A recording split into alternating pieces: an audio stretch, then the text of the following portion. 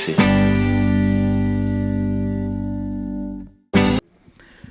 Rebonjour à toutes et tous sur Radio Couleur Chartreuse. Radio Couleur Chartreuse en reportage ici à Saint-Genis-Village pour cette opération En avant l'emploi et surtout sur l'aide à la personne. Et là, je suis avec une nouvelle personne, c'est Catherine de France Travail. Bonjour. Oui, bonjour. Alors, présentez-vous à nos auditeurs, auditrices. Qui êtes-vous? Quelle est votre fonction? Bonjour, Catherine Krebs. Donc, je suis directrice départementale déléguée de France Travail Savoie. Alors parlez-nous un petit peu de votre participation ici donc à ce rendez-vous, à cet événement En avant l'emploi.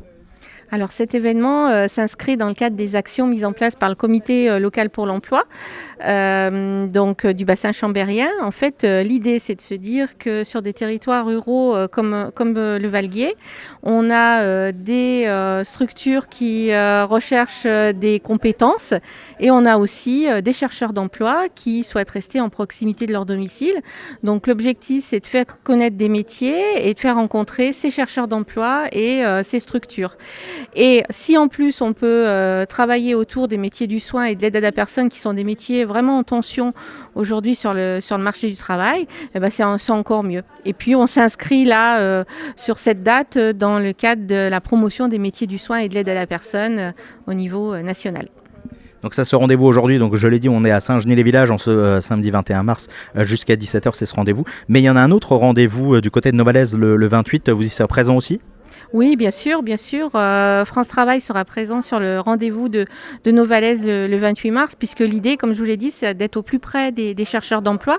Donc, on multiplie les actions en proximité pour capter un maximum de visiteurs.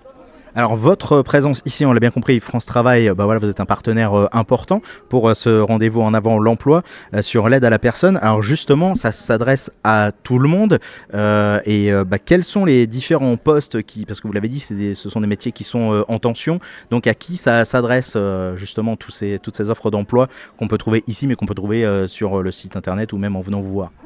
Alors, ça s'adresse à plusieurs types de publics. En fait, l'idée, c'est de pouvoir capter des candidats qui ont déjà travaillé dans ces métiers-là et qui souhaitent découvrir une nouvelle structure comme l'EHPAD des Floralies où on est aujourd'hui. Mais ça peut s'adresser à des personnes aussi qui sont en recherche de projets professionnels et qui ont envie de découvrir les conditions d'exercice d'un métier comme les métiers du soin ou d'aide à la personne. C'est pour ça qu'aujourd'hui, sur cet événement, en fait, on a à la fois des employeurs qui viennent pour recruter, mais on a aussi à la fois des démonstrations de métiers et des professionnels du soin et de l'aide à la personne qui viennent parler de leur métier, parce que ce sont bien les témoignages souvent qui donnent envie aux personnes d'aller vers ces métiers qui sont souvent méconnus et qui ont beaucoup de représentation.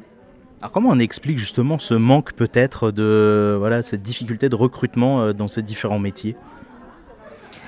Il y a plusieurs facteurs qui peuvent expliquer.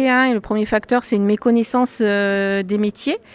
Le deuxième facteur, c'est peut-être des conditions de travail qui peuvent être compliquées, avec parfois des horaires décalés, travailler le week-end. Il y a aussi des amplitudes horaires qui peuvent être importantes sur les métiers d'aide à domicile. Il y a plusieurs facteurs. Mais aujourd'hui, les employeurs, ils essayent vraiment d'adapter les conditions de travail et l'organisation du travail afin de fidéliser leurs salariés. Et ce sont vraiment des métiers qui ont du sens aujourd'hui, qui font sens, sont des métiers de la relation humaine. Et aujourd'hui, les personnes qui travaillent dans ce domaine-là, je pense, c'est vraiment ce qu'elles mettent en avant, de dire que c'est un métier qui apporte beaucoup, on donne beaucoup, mais qui rapporte beaucoup en termes de relations humaines. Alors, pas besoin forcément que les personnes soient qualifiées, puisqu'il y a peut-être des formations, des parcours qui peuvent être mis en place ensuite. Alors, en fait, on peut accueillir des personnes qui n'ont pas du tout d'expérience dans ces domaines-là. Il peut y avoir des parcours de formation. D'ailleurs, ici, on a des organismes de formation qui sont présents pour présenter leur parcours de formation, leur formation.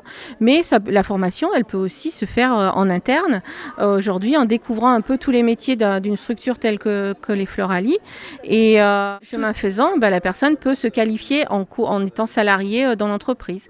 Sinon, ça peut être aussi un parcours de formation classique avec les organismes de formation qui sont présents aujourd'hui. Bon alors, vous allez peut-être nous donner un petit site, rappeler le site internet, etc. pour retrouver les différentes offres qu'il y a pour voir. Alors, toutes les offres sont sur le site francetravail.fr. En indiquant la localisation, donc ici on est à Saint-Genis, vous retrouverez toutes les offres d'aide à la personne ou les offres d'infirmiers, d'aides-soignants, voilà, qui sont présentées aujourd'hui sur cette action. Eh ben, très bien, merci beaucoup Catherine, bonne journée et à bientôt. À bientôt, à Novalaise sans doute. À la semaine prochaine alors. Et ben voilà, le rendez-vous est pris, merci beaucoup. Et puis à très vite sur Radio Couleur Chartreuse pour d'autres interviews. RCC.